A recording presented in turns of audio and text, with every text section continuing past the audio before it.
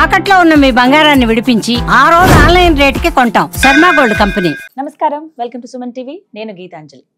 జనవరి 30వ తారీఖు నుంచి మాఘమాసం ప్రారంభమవుతుందండి. అసలు మాఘమాసం విశిష్టత ఏంటి, ప్రత్యేకంగా ఎటువంటి పుణ్య దినాలు ఈ మాసంలో ఉంటాయి, అందరూ విధిగా ఆచరించవలసింది ఏంటి, ఈ మాసం అంతా ఎలా ఉండాలి, ఎలా ఉండకూడదు, వీటి గురించి వివరించేందుకు ప్రస్తుతం మనతో పాటు ఉన్నారు ప్రముఖ జ్యోతిష్యులు బ్రహ్మశ్రీ నందిభట్ల శ్రీహరి శర్మ గురువు గారు. వారితో మాట్లాడదాం. గురుగారు నమస్కారం అండి.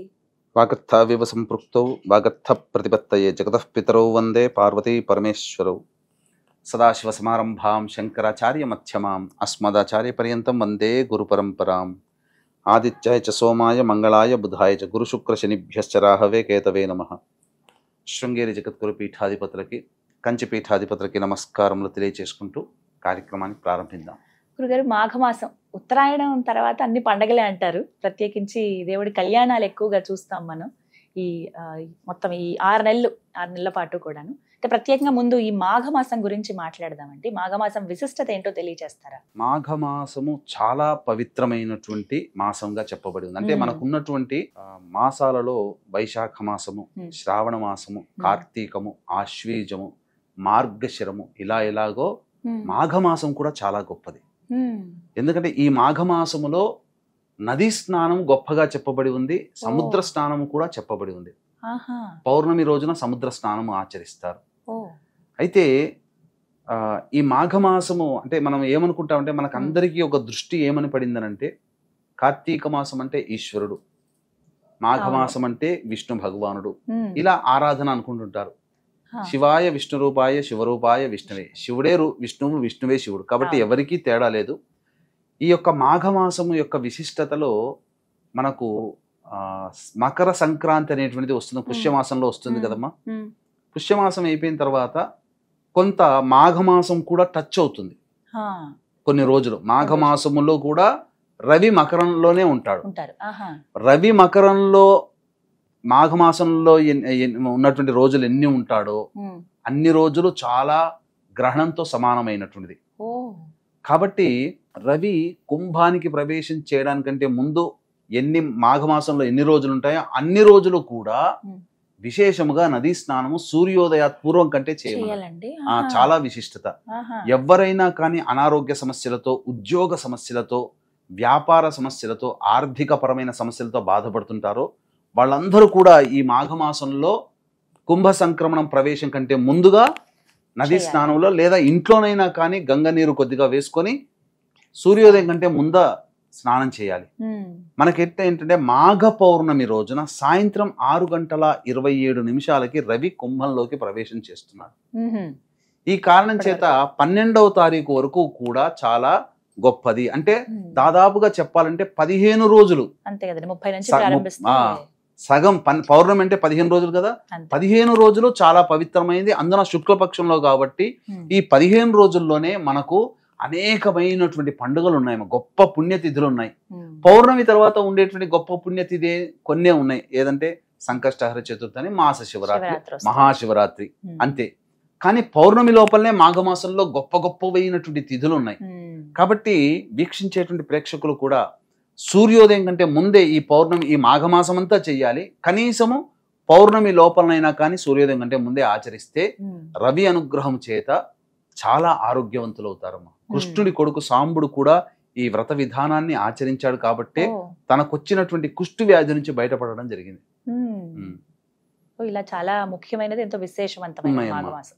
ఒకసారి అసలు ముఖ్యమైన తేదీలు, పండుగలు ఏమున్నాయో ఒకసారి వివరిస్తారు గురుగారు? ప్రారంభించుకుంటే 30వ తారీఖు నుంచి. మనకు 30వ తారీఖు నుంచి బాగా ప్రాచుర్యంలో ఉన్నటువంటి గుప్త నవరాత్రులలో భాగంగా శ్యామల నవరాత్రులు ప్రారంభమవుతాయి. ఇక రెండవ తేదీ రోజున మనకేంటంటే వసంత పంచమి. చాలా మందికి ఉండేటువంటి సందేహం ఏంటంటే, ఆ రోజున చవితి తిథి 9:15 వరకే ఉంది కదా, కాబట్టి చవితి ఉంది కాబట్టి చవితిగా పరిగణించాలి కదా అని అంటారు. కానీ 3వ తారీఖు ఉదయం 6:52 వరకు మాత్రమే పంచమి తిథి ఉంది. కానీ 3వ తారీఖు 6:51 సూర్యోదయం అయిన 1 నిమిషమే. కాబట్టి దేవకాలమాన ప్రకారం అది సరిగ్గా ఉండదు. కాబట్టి 2వ తారీఖు రోజునే మనం ఈ సంబంధించినటువంటి వసంత పంచమి చేసుకోవాలి. ఇక 4వ తారీఖు రోజున రథసప్తమి అనేటువంటిది వ్రతం ఉంది. సూర్యుని జయంతి, సూర్యుడు కూడా పుట్టాడు. అసలు ఇక్కడ ఒక విషయం తెలియచేస్తానమ్మా. ఉమ్, మనకు శాస్త్ర ప్రకారము చెప్పబడినటువంటిది ఏంటనంటే సూర్యుడు మేరు పర్వతం దగ్గర పుట్టాడు అని చెప్పేసి కశ్యప ప్రజాపతికి అదితికి సంబంధించినటువంటి సంతానం సూర్యుని యొక్క ఇది. ఈ కశ్యప ప్రజాపతి అదితి ఎక్కడ కన్నారు? మనకున్నటువంటి భూగోళిక ప్రాంతంలో చూస్తే ఉమ్, సుమేరు పర్వతాలు అని ఉన్నాయి కదా, సుమిత్ర పర్వతాలు. ఉమ్, ఎక్కడ? జపాన్ లో. ఆ, ఆ జపాన్ లోనే సూర్యుని యొక్క జన్మ జరిగింది. ఓ, అందుకనే ప్రపంచం మొత్తంలో కూడా ఉమ్, జపాన్ లోనే తొలి సూర్యోదయం అక్కడ అవుతుంది. ఆహా, సుమేరు పర్వతాలు అవి ఉమ్, మనకు అక్కడ చెప్పబడి ఉంది. ఉమ్, జపాన్ కూడా ఒకప్పుడు హైందవ దేశమే. ఉమ్, అందుకనే మీరు గమనించుకుంటే రవి అనుగ్రహం ఎవరైతే ఎక్కువగా ఉంటుందో ఉమ్, వాళ్ళన్నీ కూడా పనులు బాగా చేసుకుంటారమ్మా. వాళ్ళంతట వాళ్ళు చకచక చేస్తారు. కింద పడ్డా తొందరగా పైకి లేగలుగుతారు.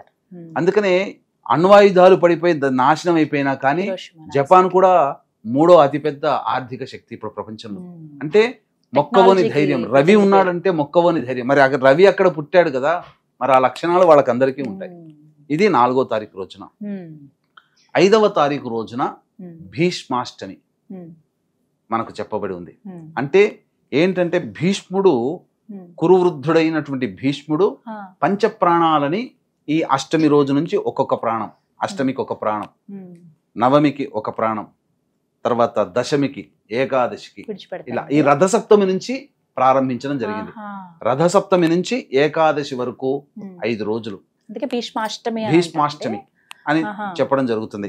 ఈ విధంగా ఈ ఏకాదశి రోజున నిర్యాణం చెందాడు ఉమ్, భీష్మ ఏకాదశి. ఉమ్, అందుకనే ఆ విధంగా చెప్పబడి ఉంది. ఉమ్, ఇంకా మరి మనం చూసుకున్నట్లయితే 8వ తారీఖు రోజున భీష్మ ఏకాదశి.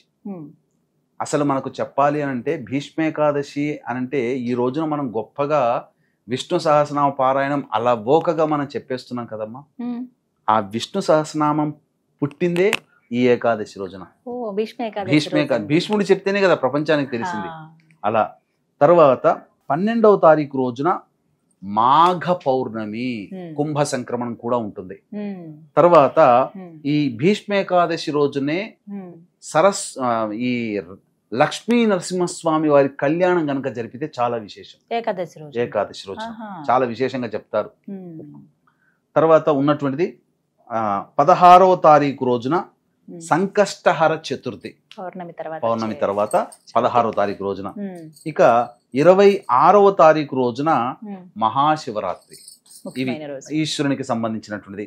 సంకష్టహర చతుర్థి గణేశునికి సంబంధించినటువంటిది. ఉమ్, కాబట్టి విశేషమైనటువంటి పర్వదినాలమ్మ. ఒక రకంగా చెప్పాలి అని అంటే పాపకర్మలు తొలగించుకోవాలి అనుకునేటువంటి వాళ్ళు ఎవరైతే ఉంటారో ఉమ్, అటువంటి వాళ్ళు ఈ మాఘమాసం అంతా కూడా కొన్ని నియమాలు పాటించినట్లయితే ఉమ్, తప్పకుండా వాళ్ళకున్నటువంటి గత జన్మ కర్మదోషాలు కానీ ఉమ్, పాపకర్మలు కానీ ఆ ముఖ్యంగా అనారోగ్యములు హా, ఈ మాఘమాసం రోజున కొన్ని నియమాలు ఎవరైతే పాటిస్తారో ఉమ్, వాళ్ళకి అనారోగ్యాలు సంవత్సరం వరకు పీడించవమ్మ. ఇది వాస్తవం. ఓ, కృష్ణుని కొడుకే అనారోగ్యం నుంచి బయటపడ్డాడు కదా సాంబుడు, క్షయ వ్యాధి నుంచి. ఉమ్, ఈ మాఘమాస అలాంటివి. పవిత్రత అంతా చాలా గొప్పది.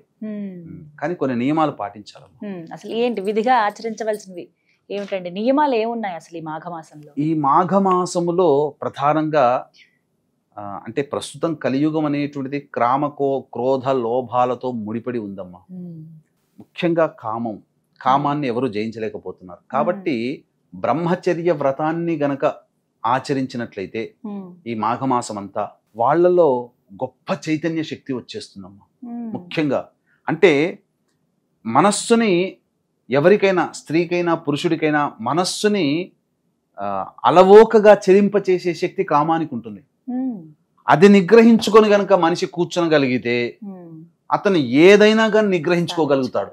ఎంతటి విపత్తునైనా, ఎంతటి ఉపద్రవాన్నైనా కానీ, తన దాకా వస్తున్న సునామీనైనా కానీ నిగ్రహించుకొని నిలబడగలిగే శక్తి, మానసిక ధైర్య శక్తి ఈ బ్రహ్మచర్య వ్రతాన్ని ఆచరించినటువంటి వాళ్ళకు ఉంటుంది. ఉమ్, ఇక అత్యంతగా గొప్పగా కొన్ని పుణ్య దినాలు అనేటువంటివి ఉన్నాయి, ఉమ్, మనకు చెప్పబడి ఉన్నాయి. ఆ పుణ్య దినాల్లో కొన్ని నియమాలు అనేటువంటివి పాటించాలి. వీక్షించేటువంటి ప్రేక్షకులకి గమనిక, ఈ మాఘ పౌర్ణమి సందర్భంగా త్రివేణి సంగమం ప్రయాగరాజ్ క్షేత్రంలో ఇప్పుడు సమస్యలు ఎదుర్కొంటున్నామంటే గత జన్మ కర్మదోషాలే. కావున గత జన్మ కర్మదోష నివారణ, ప్రాయశ్చిత్త, తిల హోమాలు, జాతకరీత్యా కలుగు విద్య, వివాహ, ఉద్యోగ, దాంపత్య, సంతాన, అనారోగ్య సమస్యల నివారణకి సర్వదోష నివారణ హోమాలు.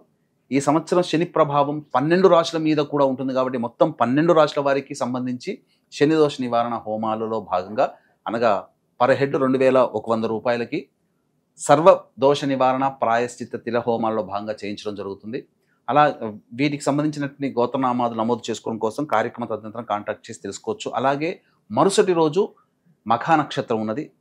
ఈ మనకు పుష్కరాలు ఎలాగో కుంభమేళాలో కూడా పిండ ప్రదానం జరిపితే అంత మంచిది. కావున భర్త వైపు 3 తరాలు, భార్య వైపు 3 తరాల్లో మరణించిన వారి యొక్క ఆత్మతృప్తి కోసం బ్రాహ్మణుని కర్తగా పెట్టి పిండ ప్రదాన తర్పణాది కార్యక్రమాలు విశేషంగా మాఘమాసంలోనే చెయ్యాలి త్రివేణి సంగమం దగ్గర. కాబట్టి అది కూడా చేయించడం జరుగుతుంది. వీటి వివరాలు కూడా కార్యక్రమ తదనంతరం తెలుసుకోవచ్చు. ఇక గమనించుకున్నట్లయితే మనకు 2వ తారీఖు రోజున వసంత పంచమి. ప్రయాగలో చాలా గొప్పగా స్నానం ఆచరిస్తారు. మనము అమ్మవారిని మనం తక్కువగా పూజిస్తాము, కానీ వాళ్ళు గొప్పగా వసంత పంచమిని వసంతోత్సవంగా జరుపుకుంటారు ఆ రోజున. అలాగే రథసప్తమి, 5వ తారీఖు భీష్మ ఏకాదశి, అలాగే ఇంతకుముందు చెప్పుకున్నట్టుగా భీష్మాష్టమి 5వ తారీఖు, భీష్మ ఏకాదశి, ఇలాంటి తిథులు 8వ తారీఖు రోజున, ఇలాంటి ఉన్నటువంటి రోజుల్లో ఖచ్చితంగా బ్రహ్మచర్య వ్రతాన్ని ఆచరించాలమ్మ. ఈ చెప్పబడినటువంటి రోజుల్లో తిథులలో పౌర్ణమి తర్వాత సంకష్టహర చతుర్థి తర్వాత మహాశివరాత్రి, ఇన్ని రోజులలో నెల రోజుల పాటు బ్రహ్మచర్య వ్రతాన్ని ఆచరించలేని వాళ్ళు 2వ తారీఖు, 4వ తారీఖు, తర్వాత 5వ తారీఖు, తర్వాత 8వ తారీఖు, 12వ తారీఖు, 16వ తారీఖు, 26వ తారీఖు, కనీసము నెలలో ఒక 10 రోజులైనా కానీ బ్రహ్మచర్య వ్రతము, మాంసాహార నిషేధము, మరియు ఎవరిని కూడా బాధ పెట్టకూడదమ్మా ఈ రోజుల్లో. మాఘమాసంలో గనుక ఎవరిని బాధ పెట్టినా ఆ పాపము వెంబడే మనకు తగులుతుంది. కాబట్టి ఆ విధంగా చేయాలి. ఉంటే నెల రోజులు బ్రహ్మచర్య వ్రతాన్ని ఆచరిస్తూ ఏదేని ఒక దేవతని గనక నిరంతరం గనక ఉన్నట్లయితే ఖచ్చితంగా సమస్య నివారణ తీరుతుంది. నన్ను అడగండి. నెల రోజుల పాటు విష్ణు సహస్రనామ పారాయణని ఉదయం సాయంత్రం పఠించండి. మీ సంకల్పం శివరాత్రి లోగా నెరవేరకపోతే నన్ను అడగండి. లేదు శివ సహస్రనామ పారాయణం చేయండి, లేదు ఏదైనా అమ్మవారి లలితా సహస్రనామ పారాయణం చేయండి.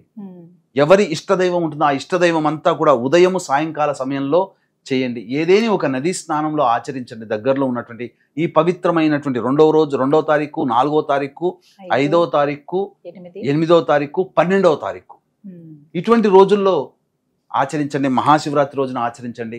ఖచ్చితంగా వాళ్ళకు ఉన్నటువంటి దైవిక శక్తి చాలా గొప్పదమ్మా. ఈ నియమాలు ఈ నెలలో పాటించినటువంటి వాళ్ళకి వాళ్ళలో చైతన్య శక్తి చాలా గొప్పగా ఉంటుంది. ఉద్యోగం కోసం మేము బాధపడుతున్నాం, ఉద్యోగంలో ఇబ్బందులు ఎదుర్కొంటున్నాం, ఉద్యోగం రాక ఇబ్బంది పడుతున్నటువంటి వాళ్ళకి ఈ చెప్పిన నెల రోజుల పాటు చేయండి. ఖచ్చితంగా ఉద్యోగం వచ్చి తీరుతుంది. వాస్తవం. ఈ విధంగా మాఘమాసం అంతా కూడా చాలా అన్ని పుణ్యమైన రోజులు కాబట్టి చాలా చక్కగా వివరించారు గురుగారు. ధన్యవాదాలు. సర్వం శ్రీ ఉమామహేశ్వర పరబ్రహ్మార్పణమస్తు.